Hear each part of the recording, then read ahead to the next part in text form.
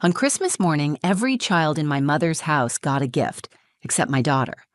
I stood there in the living room, surrounded by laughter and shredded wrapping paper, watching my 9-year-old hold back tears while my mother said, loud enough for everyone to hear, "She doesn't deserve to be celebrated." Mila's hands were folded in her lap. Her little fingers were clenched together so tightly I could see the tips turning white. She didn't look up. She didn't speak. She just sat still on the edge of the couch, pretending not to care while every other child unwrapped toys and games in front of her. I felt something twist inside me. I wanted to scream. I wanted to throw something. Instead, I stood there frozen, like I had when I was her age, quiet, small, trained to keep the peace. Benji, my younger brother, looked over at me and then quickly looked away. He had always been good at staying out of things. My mother handed another gift to one of my cousin's boys and smiled as if nothing was wrong. Mila didn't even have a stocking. The silence around her was louder than the holiday music playing in the background. I leaned down and whispered, "You okay?" She nodded without meeting my eyes. That nod, tight, forced, felt like it broke something inside me. She had brought a gift for my mother. She painted it herself, little birds in a winter tree. She was so proud of it. She wrapped it in tissue paper and wrote, "To Grandma," in her neatest handwriting. My mother never opened it. She set it aside like it was junk mail. I kept thinking, why? What could a child do to deserve this? Then the doorbell rang. Everyone went still. It was a little past noon. No one was expecting anyone. My mother frowned. Who would that be on Christmas? She opened the door, and standing there was a man I had never seen before, wearing a heavy winter coat and holding a clipboard. Behind him, 2 people stood with a camera and lights. He looked right past my mother and asked, "Is Mila here?" "We're here for the young hero." That's when everything changed. I didn't want to go. Not really. I told myself it was for Mila, but deep down, I knew it wasn't. It was guilt, obligation. That strange pull we feel toward the very people who've hurt us the most. My mother had invited us to Christmas at her house, and I accepted because I thought maybe, just maybe, things would be different this year. Mila had never spent a full holiday with my side of the family before. She was 9 now, old enough to understand things I used to shield her from. But when she saw the invitation card with the snowflake embossed envelope, her face lit up like she had just been given the key to some magical world. "Grandma invited us?" she asked, eyes wide with surprise. I smiled and nodded, not because I believed it would be good, but because I wanted her to. "She even wrote your name," I said, pointing to the end of the note where my mother had scribbled, "Tell Mila she can come too." Too, like an afterthought. The week before Christmas, Mila spent every afternoon working on a gift for my mother. She had taken a canvas from my art supplies and painted a winter scene, cardinals in a snowy birch tree. It was simple and full of heart. She even made a little wooden frame using popsicle sticks and silver glitter. "She loves birds, right?" she asked me one night. "She used to," I said. I didn't have the heart to tell her that the woman she was painting for never noticed the things made with love. I grew up in that house, a big gray 2-story in the suburbs. From the outside, it looked like a postcard. Wreaths in the windows, white lights strung along the gutters, a glowing nativity set on the front lawn. But inside, it always felt colder than the snow piling up on the sidewalk. My mother, Lorraine, ran her home like a museum. Everything had its place, including emotions, especially emotions. When Mila and I arrived on Christmas Eve, my brother Benji opened the door. He smiled at me, pulled me into a quick hug, and then crouched to say hello to Mila. He was always good to her, even if he didn't know how to stand up to our mother. "Look at you, little artist," he said, pointing to the rolled-up canvas in her hand. "It's for Grandma." She beamed. Benji's smile faltered, just slightly, but he nodded. "She'll love it." Inside, the house smelled like cinnamon and roast ham. Garland curled around the staircase. Candles flickered on every table, and the tree, 12 feet tall and perfectly trimmed, stood glowing in the corner of the living room. Mila's eyes grew big. She'd never seen anything like it. We lived in a small apartment where our tree sat on top of a milk crate and leaned a little to the left. My mother walked in from the kitchen, wearing a red blouse, pearls, and the exact same stiff smile I remembered from every Christmas as a child. She hugged me the way people do when there's an audience. Then she looked at Mila, scanned her up and down, and said, "You've gotten taller." "Hi, Grandma," Mila said, holding out her gift. My mother didn't take it. "Put it by the fireplace. You can hang your coat in the front hall." I took it from her gently and placed it on the side table. As the evening went on, Mila stayed close to me, clearly trying to figure out where she fit in. The other kids, all cousins she barely knew, chased each other around with toy drones and danced to holiday music in the den. Mila watched, unsure whether she was allowed to join. When I encouraged her, she gave it a try, but she kept looking over her shoulder toward my mother, waiting for approval that never came. At dinner, my mother asked Benji about his new job, Uncle Theo about his recent vacation, and our cousin Kelly about her engagement. She didn't ask me a single question. When Mila started to share a story about the coat drive she helped organize at school, my mother interrupted her to pass the butter.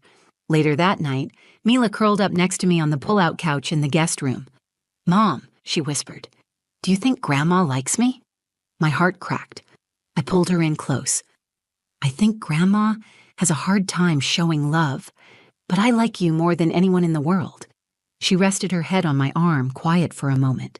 I just wanted her to be proud. She should be. I'm proud enough for both of us. Outside, snow was falling. Inside, I held my daughter and promised myself that no matter what happened tomorrow, I would protect that soft, bright heart of hers, even if it meant standing up to the very woman who never protected mine. Christmas morning came with the sound of footsteps running through the house. The kids were already up, tearing into gifts under the massive tree in the living room. Laughter echoed down the hallway. Mila sat up beside me, rubbing her eyes. "Do you think Grandma opened my painting?" she asked. "Let's go see," I said, helping her out of bed. We walked into the chaos together. Wrapping paper covered the floor. A pile of presents sat neatly sorted by name in front of each child. I spotted the painting, still wrapped, still resting on the side table where I had placed it the night before. No one had touched it. My mother stood by the tree, coffee in hand, directing the gift distribution like a conductor. She called out names while Benji and Kelly handed out the boxes. Mila and I stood quietly by the doorway. She looked up at me and smiled nervously, the way kids do when they're trying to convince themselves everything will be fine. "Mila's name hasn't been called," she whispered after the third round of presents. I nodded, keeping my voice low. They're probably saving the best for last. But deep down, I knew that wasn't true. 10 more minutes passed. Each cousin received a pile of gifts. Even Theo, who barely showed up to family gatherings, handed his grandson a toy car with a proud grin. Mila still had nothing in her hands. Benji finally noticed and walked over. "Hey, Mom," he said quietly. "Did Mila's gifts get mixed up or something?" My mother didn't flinch. "Number. There aren't any gifts for her." Benji blinked. "What do you mean?" "She doesn't need anything from this house," she said, turning away to refill her coffee. That child is being raised with no discipline and no respect. Rhea lets her speak like she's equal to adults. That's not how we do things in this family. I stepped forward, my voice low and controlled. "Mom, she's a child. She's 9. You don't get to punish her for how you feel about me." "She needs to learn that the world doesn't reward bad behavior." "What behavior are you talking about?" I asked, trying to keep my voice from shaking. "Because she made a painting for you? Because she's kind?" My mother turned and looked directly at Mila. "You don't get praise just for showing up. You don't deserve to be celebrated." I looked down at Mila. Her face was pale. Her lips were pressed into a tight line. Her eyes were glassy, but she didn't let a tear fall. She just stood there, hands at her sides, like she was trying to disappear. I wanted to pick her up and walk out right then, but I was frozen. The kind of frozen that comes when the pain is too familiar. I had stood in that exact spot as a child, hearing the same tone from the same mouth. It was like history was playing out all over again, only this time I wasn't the one being torn down.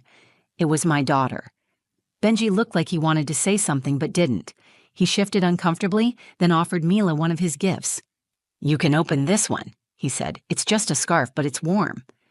Mila shook her head and whispered, "It's okay." She walked to the couch and sat down alone. The kids went back to playing. The adults pretended nothing had happened. I stood there, fists clenched at my sides, my heart pounding in my chest. The urge to fight, to scream, to pull Mila into my arms and shield her from everything in that room was overwhelming. But I stayed still. I stayed still because I knew if I started, I wouldn't stop, and I couldn't make this moment worse for her.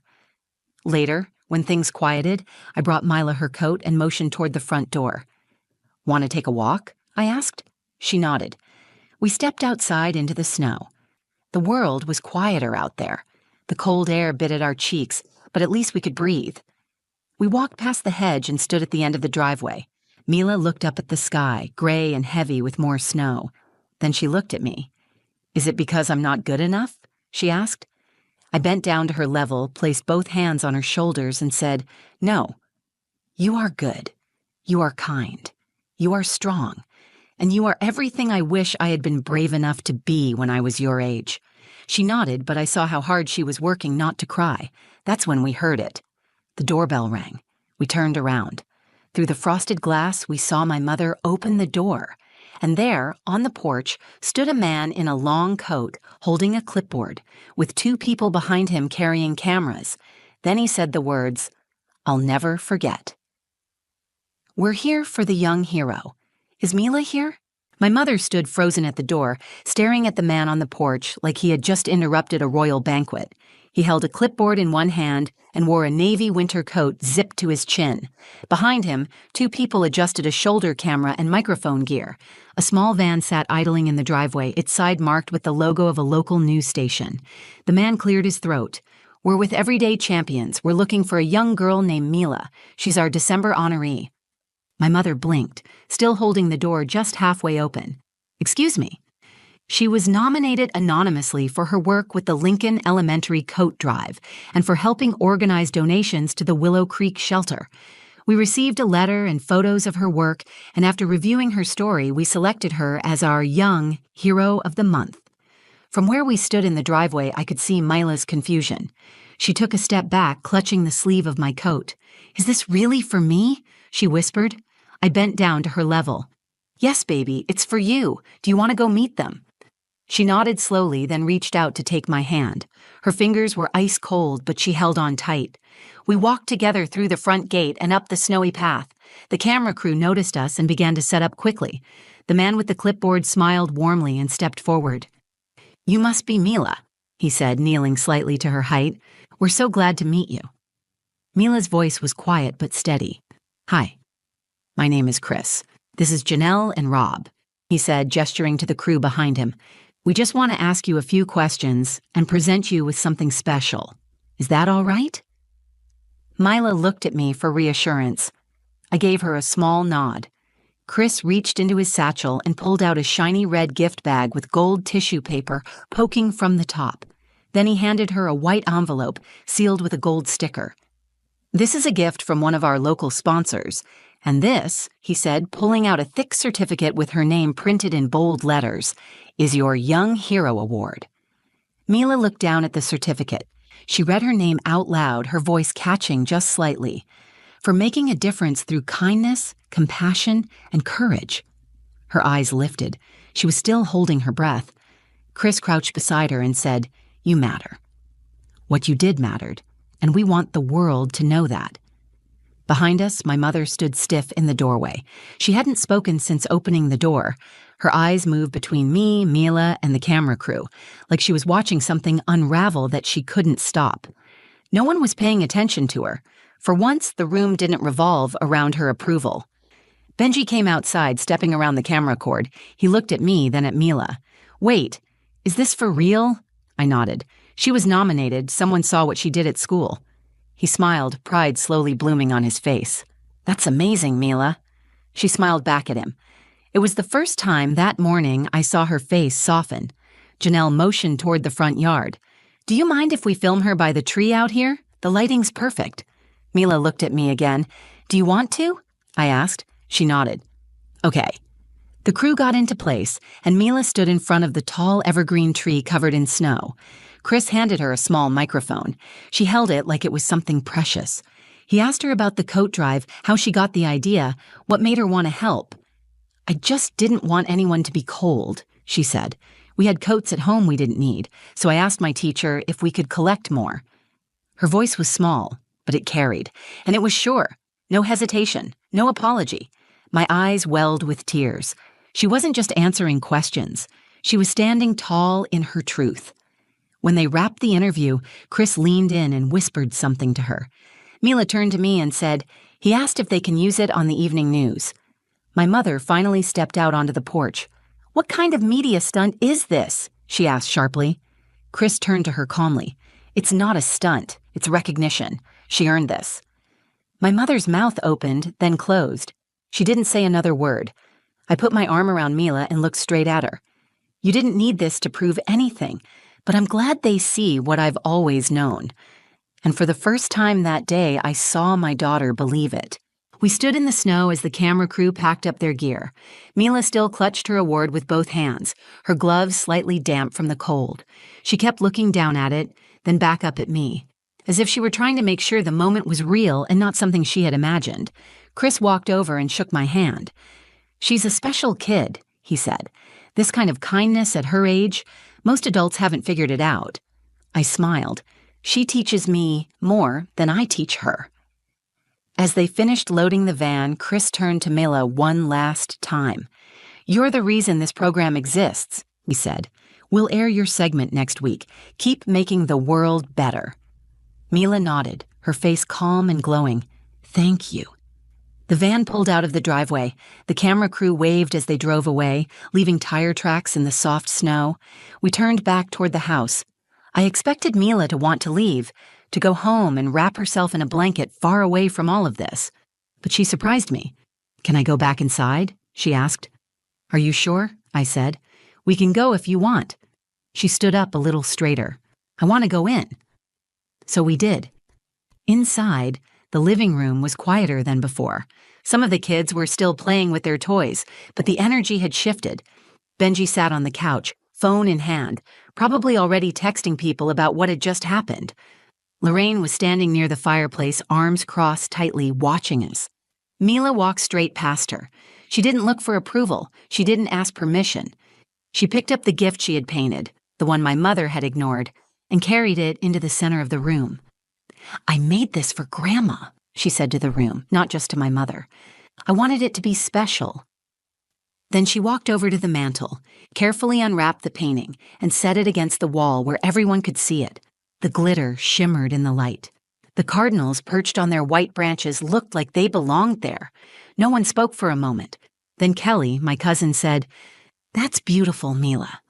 Benji stood up and added, "It's more thoughtful than anything I've ever given."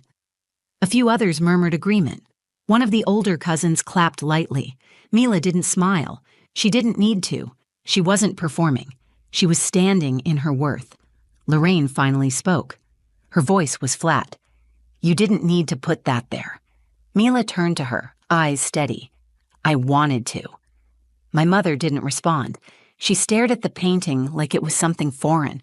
Like she couldn't recognize what was in front of her. I stepped in. "She's not asking you to love it. She's showing you who she is. You don't have to hang it up, but you don't get to make her feel invisible anymore." My voice was quiet, but it was firm. The room went still. No one interrupted. For once, no one came to my mother's defense. They just watched. Lorraine slowly turned away and walked into the kitchen without another word. I exhaled. Mila came over and took my hand again. She looked up at me, her cheeks pink from the cold, her eyes clear. "Can we stay a little longer?" she asked. "Of course," I said. She sat down beside her cousins and started building a tower out of toy blocks.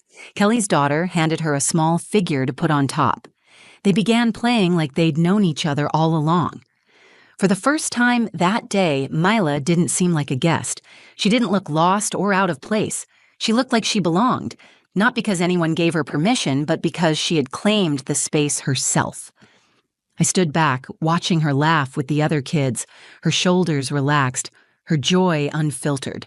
And I thought about how much strength it took to stay soft in a world that tried to make you hard. She didn't raise her voice. She didn't fight. She just showed up, offered kindness, and held her ground. And somehow, that was louder than anything I could have shouted. My daughter didn't need gifts to be worthy. She didn't need validation from anyone in that house. But in standing tall, in walking back inside, in sharing her heart without apology, she turned the whole day around. She didn't just get recognized, she reminded everyone what grace looks like. That night, after the snow had stopped and the sky cleared just enough to show a few stars, Mila and I sat in our small living room back home. Our tree was lit with soft yellow bulbs, ornaments tilted slightly from where the branches sagged, and underneath it sat a single red box, the one Mila had received from the Everyday Champions crew. She hadn't opened it yet. She sat cross-legged on the rug, her award certificate resting beside her like it was part of her now. I brought her a cup of hot cocoa with extra marshmallows and set it down beside her. "Want to open it now?" I asked. She looked up at me, her eyes tired but still glowing. "Can we do it together?" I nodded, sat down beside her, and watched her carefully unwrap the gift. Inside was a small blue tablet with a silver case. There was also a note tucked under the lid. Mila read it out loud. To Mila, for reminding us all what generosity and courage look like. Keep creating, keep leading, and keep being you. She smiled and closed the box gently. "I think I want to make a website," she said, "for kids who want to do projects like the coat drive. Maybe I can help other schools get started too." I looked at her, amazed, but not surprised. "You already are helping. You've helped me more than you know." She leaned against my shoulder. "Even if Grandma doesn't like me, it's okay." I wanted to tell her that wasn't true, that maybe my mother would come around, that people can change, but I didn't. I told her the truth. She doesn't get to decide your value. She never did. Her love has always come with conditions, and you deserve better than that. Mila nodded once, then closed her eyes and rested quietly. I held her close and let the silence fill the space between us. In the days that followed, the video of her award ceremony aired on the evening news. Her teacher emailed us to say the school planned to present the segment at the next assembly. A few parents from her class reached out, asking if their kids could help with her next donation drive. People saw her. They didn't just see her smile or her politeness or the quiet way she carried herself. They saw her strength, her spirit, the kind of leadership that doesn't shout but still moves people. As for my mother, she never said anything about that day. Not when we left, not in the days that followed. The painting Mila left on her mantel stayed there. I saw it in a photo someone shared from New Year's Eve. Maybe she kept it for show, maybe not, but I didn't ask. I no longer needed her explanation. For years, I had carried the weight of my mother's approval like it was a finish line I could eventually cross. That day in her living room, when she looked at my daughter and said she didn't deserve to be celebrated, something inside me finally gave way. It wasn't rage, it was clarity. I had spent too much of my life shrinking to keep her comfortable. I wasn't going to let my daughter inherit that legacy.